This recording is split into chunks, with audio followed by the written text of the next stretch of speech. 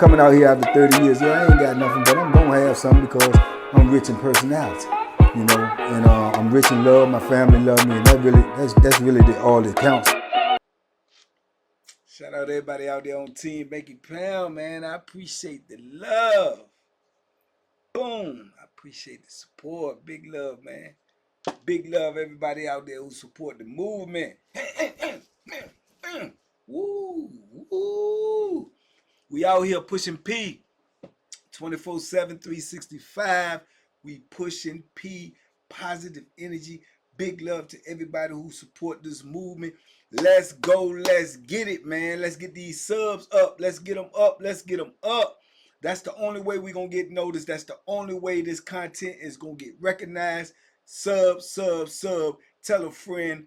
Tell everybody you know. Share it on your social media. Let's get it. Let's go. Let's get this message out there. Let's let these youngers know what's going on in prison and let them know why they really, really do not want to be there. Oh, man. Salute. TBP Nation. Stand up. Boom. Oh, man. I was watching the movies yesterday, and it made me think about this scenario right here that I witnessed. It was one of the crazy ones, so buckle your seatbelts for this one. The riot, man. Let me tell you something about a riot in prison. When they have a riot in prison, man, all bets is off. All bets is off. You are on your own. You are by yourself. There will be no help forthcoming. No one's going to save you. The police are not going to come and save you. They can't. They're scared themselves. It's out of control, and anything goes, man. So when a riot take place in prison, man, you got to grab your weapons. You got to be on your P's and Q's, and you got to be ready for whatever comes. Because, excuse me, during this time, if you got beef with somebody, this is the time to pop it off. If you really want to get at them, or you just jawboning, you know, because they might really want to get at you, and they may not be jawboning. A lot of things go on, man, because like I say, there's no supervision. You know, the people in the booth abandon the booth. If you stuck in your cell, which a lot of people was, you on your own, you know, and doing this ride that I'm talking about in particular, they set the whole block on fire, right? So you got smoke everywhere, and it's filling up more and more. This was on Greensville. We had the pool tables, we had the foosball table. We got all of this wood and stuff in there, and dudes set that on fire. They set the big trash cans on fire with all the trash in it. You know, dudes took their stuffing out of their mattress and stuffed it in the booth and was setting the booth on fire. So you got to think it's smoke everywhere, and it's filling up more and more and more. Before the end of it, you couldn't even really see like 5 feet in front of you. That's how much smoke it was. Dudes had masks tied around their face, wet shirts tied around their face to breathe, right? While other dudes was working to break the door down to get out, so we could get out of the building to get on the yard just to breathe. You know, dudes was stuck in their cells. Dudes was panicking. Other dudes was going, jerking their door open, trying to break their door so they can get out. You know, so just imagine the dudes that stuck in their cell. You had dudes in the pod panicking, screaming, yelling. You had dudes praying. I mean, it was just total chaos, right? But I can remember during this time, it was a dude in the pod. I ain't gonna call his name. He's a predator. He always been a predator, but predator is different than what y'all think in prison. It's not like the old days, the old movies, dudes run up to you and, you know, grab you, or you drop the soap in the shower and all this. These dudes use finesse, right? They try to befriend you. They try to be cool with you. They try to offer some form of protection. Like, if you cool with them, ain't nobody gonna mess with you. But a lot of times, not all the time, a lot of times, them dudes got angles. You know what I'm saying? They got angles. They trying to, you know, put you in a submissive position where it's you need them, and then they gonna, you know, crack for some foolery. You know what I'm saying? They gonna crack on you, man, on some some other stuff. So everybody kind of like knew this dude. That's what he was about, right? So you had this white dude in there. They used to hang out with him all the time. He used to have him out there trying to work out with him, walk the yard with him, go eat with him. And the white dude slept in the cell with an older white dude. The older white dude was just like, oh, I mean, this white boy was young. Older white dude, oh, he like late 60s or something. He ain't busting a grape. He ain't making no noise. He ain't doing nothing. You know what I'm saying? So he ain't really got no protection in the cell. You can look at him and tell he ain't built like that. He's scared to death. He ain't got nothing about under 5 years. But dude done cut into him. Everybody else can really see the play, but he can't really see it. If he do see it, he alright with it because of the simple fact that ain't nobody taxing him. Ain't nobody trying to extort him. Ain't nobody beating him up because they see he be with old boy. Right? So, obviously he hadn't made the move yet, or you know what I'm saying, or, make his intentions known yet. Or if he did, it won't nothing jumping off. But when this riot jumped off, mind you, I told you it was starting to fill up with smoke in there. It was chaos in there. Dudes running around, breaking sticks, making weapons, breaking the legs off of the tables and stuff, getting weapons because you don't know what's going on. When these dudes break this door, it could be dudes trying to come up in here to get you from other blocks because they know ain't no police on the compound. The police have abandoned the compound. They gone. They're in the administration building. They have been called out of all buildings because the building has been these buildings has been taken over. Everybody going crazy. You know what I'm saying? So they not gonna stay there. So you got to think there's no supervision whatsoever. You on your own. So dudes is starting to put these wet junks around their face so you can't see them because they still had cameras in there. But these dudes got these masks on like this and hats and scully pulled down. This is all you seeing is these eyeballs right here. So you can't really pinpoint nobody unless they back that camera up and see where that person, they would have to do a lot of intricate stuff that this, out of my knowledge. You know what I'm saying? But old boy took and put his mask on, right? And he go down to old boy's cell, which is locked. The white boy and the old guy.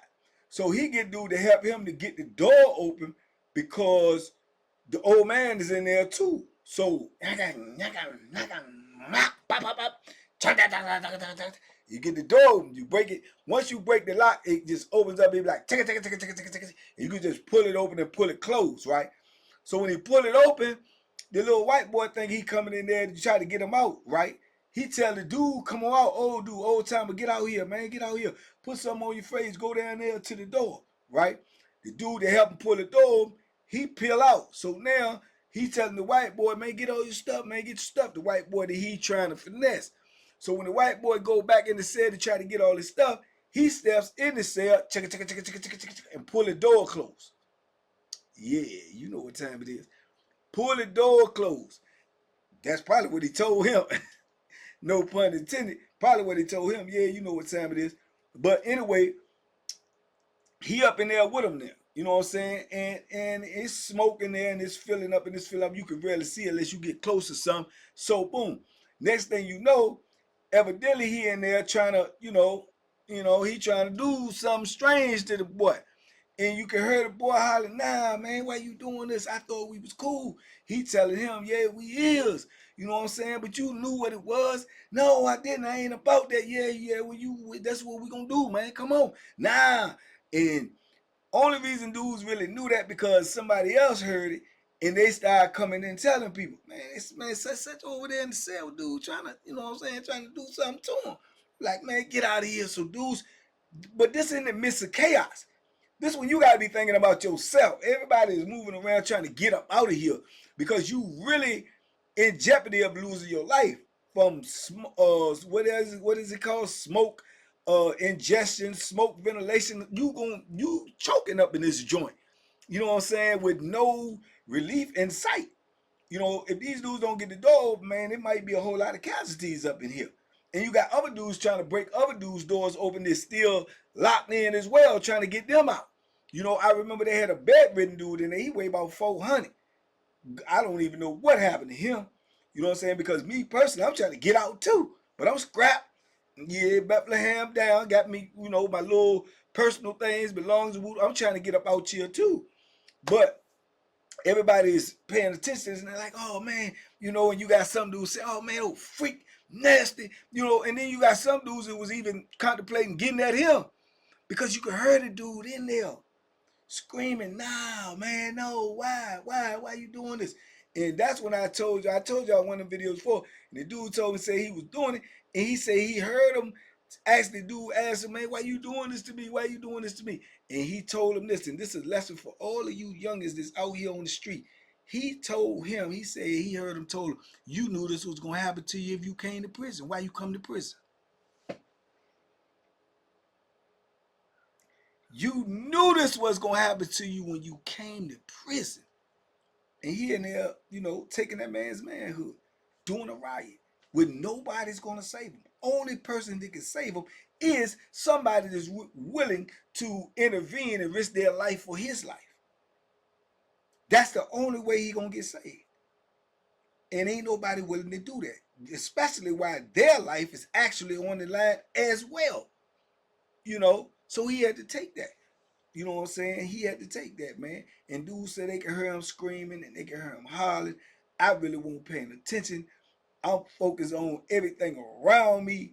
You know, I can vaguely hear this, but it's other people screaming and yelling too.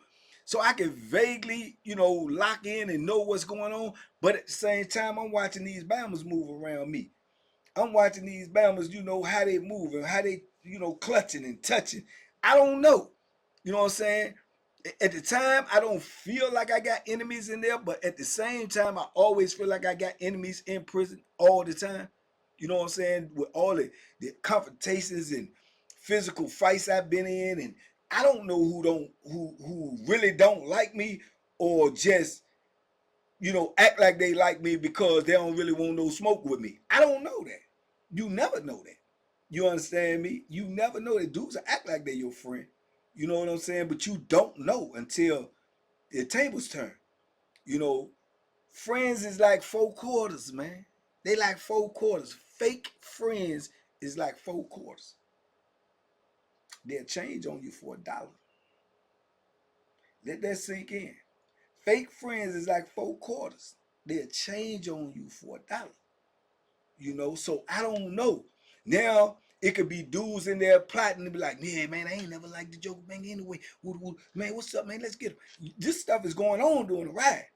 You know what I'm saying? Because they feeling like during a riot, everybody's feeling like there's going to be no accountability. You ain't gonna get in trouble. They don't know who you are. Your face covered up. It's smoke everywhere. Ain't no police on the scene. Dudes will forget about the camera. They'll just think, well, the camera can't even see because there's too much smoke. Yeah. So you got to be on point and ready. And I was. So I really won't, you know what I'm saying, thinking about this Bama over here doing some predatory stuff. But dudes is talking about it because it's like, man, we trying to get up out here, man. This dude over here trying to, you know what I'm saying, take the boy off, man. Crazy, man. I told you, man, that dude's a freak, Bama. You know what I'm saying? Yeah. Then dude saying, man, he probably locked up. He been locked up a long time. He probably locked up for, you know, RAPE. He probably locked up for it. So you don't know. But we knew he was up in there. We knew he done got that door open and went up in there. We knew we heard that boy screaming up in there. And he telling them to shut up. And ain't nobody coming to get him. You know, dudes is fighting. Dudes that ran down the other dude's cells and put the beat down on him. Load their commissary up, taking their commissary, bagging it up, taking it to their cell, putting it in their cell. Where you going? You can't go nowhere with it. You know what I'm saying? And it was just mad chaos, man. Dudes was getting at dudes that they wanted to get at. Dudes was pulling up on dudes. I seen a couple dudes get open hands smacked. Yeah, I mean, what's up now? What's up? What you want to do? You been talking? Bah! No, I ain't, man, I ain't with. Yeah, no, you been talking. You know, and all of that was going on. So I'm like, you know what I'm saying? I'm on it. You know what I'm saying? I'm trying to have my eyes everywhere, back against the wall, see everything, address anything coming towards me. look at their eyes, read their body language, see how they coming, making sure what their intentions are before they get close enough to me. Because if I don't know what your intentions are and you get close enough to me doing these type of situations, it's going to be some trouble. Yeah, I might be wrong, but I'd rather be wrong than to be dead.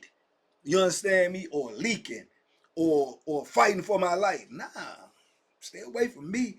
You know what I'm saying? I got to the yard. When they get that door open, I got up out there, got to the yard. I'm looking for my brother. I'm looking for Dixon. That's the only thing on my mind, surviving and finding Dixon. You know what I'm saying? So, boom. I know we out there, we moving around. When I do link with Dixon, we moving around and everything. You know, we on point. We trying to see, you know, yeah, he probably got enemies. I got enemies. We trying to see what's going on, making sure we good. As long as we good, it's whatever. You know what I'm saying? And eventually, I can remember seeing the dude that went in there on the white boy. I seen him on the yard. So he must have finished doing what he was doing and got up out there himself. I did not see the white boy. I don't know if he stayed in. I don't know if he got out, tried to go over to the administration or not. I don't know. I do know when we looked over towards the administration building, they had 3, 4, 5 white dudes, a couple of black dudes laying out there in front of the administration building on the grass, you know, trying to get some help, bleeding. All of them bleeding. All of them beat up, stabbed up, bruised up, whatever the case may be. And they ain't trying to go to the yard. They ain't staying on the boulevard. It's crazy on the boulevard. Dudes is getting to the yard, and everybody's trying to get in one session because the people talking about they calling the National Guards. And then the attack team tried to come out. They ran them back in. If y'all go watch the Riot video. So you got dudes laying over here on the grass. He could have been one of them. As far as I knew, I didn't get up close to try to look and see who they was. I know it was dudes laid over there on that grass trying to get to the administration. Administration wasn't even coming out to attend to them. No nurses is coming out there. No sergeants, captains, lieutenants, majors, wardens, COs is going to come out there and grab them dudes and get them to medical. They got to lay down there in pain and misery until this situation is under control. These guys could have been losing their life. These precious moments could have been life taken off of their life. Some of them could have been saved if they was close to death. All of this is going on, man. And this is a lesson to let you know what your life value is in prison. And the value is 0 minus 0 minus 0. That's what your life value is in prison. The only value on your life in prison is that what you put on it. If you feel like it's priceless and you're willing to go all out, meaning to take life or have your life taken in whatever you believe in, that's the value that's on your life. If you feel like I ain't gonna do this because I ain't trying to get no more time, or I'll just go ahead and submit to this because I can't beat them, I don't want to get stabbed up, that's the value on your life. It's the value that you put on it. They don't care. They're gonna do what they do anyway. The predators gonna do what they do anyway. The bullies gonna do what they do anyway. The gangsters gonna do what they do anyway. The gorillas gonna do what they do anyway. That's what's going on in prison, man. That's what's going on. You know, so during this riot, that was the main thing. But I remember that white boy. You know what I'm saying? Now, whether or not he ever the dude ever got charged, who's to say? If he did, it took a long time. Because what is he gonna do? The white boy go over there and tell it. You think that they're gonna be worried about that when they got their whole prison burning down? When they got all these convicts running around with knives and sticks and what you call them boulders, and man, they not worrying about none of that. They don't care nothing about you, your complaints, no nothing. We ended up staying on lock for almost a year after the situation. So you think they was addressing issues or your complaints? Even some as serious as they got, you know what I'm saying? Somebody took their manhood doing the right. That is not their main focus. Their main focus is them officers to make sure they safe and to make sure that they protect that property. You know, that investment in that property. They put the money in that property, and it was millions of dollars worth of damage. That's their concern. Not feeding us on time, feeding us properly, getting us our mail, visitation, phone calls, showers, none of that made them any difference. So it ain't no telling what, happened with the boy and the rest of them that was laying over there in medical or laying over there on the grass waiting to get to medical. It ain't no telling. You know what I'm saying? And when you in the middle of all that, that ain't even your concern. That ain't even nothing that even crossed my mind, to be honest with you. As soon as it was over, or as soon as dudes came and told me what was going on, and I gave probably 1 minute of thought to it. And in my mind, I'm like, oh, freak nasty. That was it. Other than that, I'm back focused. What's going on around me? You know what I'm saying? And that's not being heartless. That's just being realistic. I got to worry about my life. I can't worry about his. You know what I'm saying? I knew all the time that the dude was a freak mama and he was trying to lure him in. He was the one that was getting lured.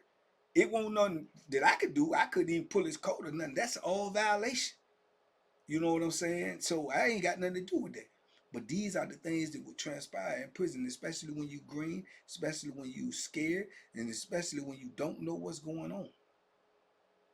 You know, so, and you're not willing to defend yourself at any cost, even at the cost of losing your life. That is the price that you have to pay when you're in prison. You have to be willing to lose your life to stand up for what you have and what you will not submit to. You have to. It may happen, it may not, but that's what the stance that you got to take. Without a gun. Yeah, without a gun. And when it's really, really thick like that and it's really, really going down, probably without any aid, any friends, or your so-called friends. Like I say, fake friends, 4 quarters, change on you for $1. Change on you when that drama come. Change on you when that Bethlehem get pulled out. Change on you when it's life or death. Yeah. They ain't solid like $1 no more. 4 quarters. But anyway, man, y'all let me know what y'all think in the comments, man. Talk to me. I talk back. Please, young kings, young queens, because it's going down in the female prisons too. Be mindful, man, that you own these streets. Be mindful that you have your freedom. Be mindful that you have your liberation. Be mindful that times is hard, but they will get better. But they can't get better if you ain't out here in your free world. You understand? With opportunities and choices. You know, don't submit your life to this type of life right here of misery. You know, pay attention, man. Y'all share these videos, put them everywhere. Make sure somebody you know that need to hear it, hear it. You know what I'm saying? Even if you had to, boom, send it to their phone. Salute, man. We out here. Y'all be safe, be smart, make good decisions, man. Duck them hooks, man. And duck that penitentiary. You will not regret it. Boom.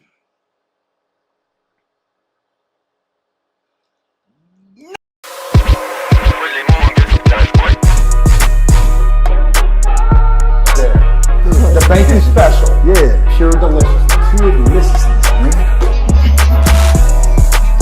My name is Banky, man. Everybody calls me Banky. That's the name that I got from my grandmother when I was young.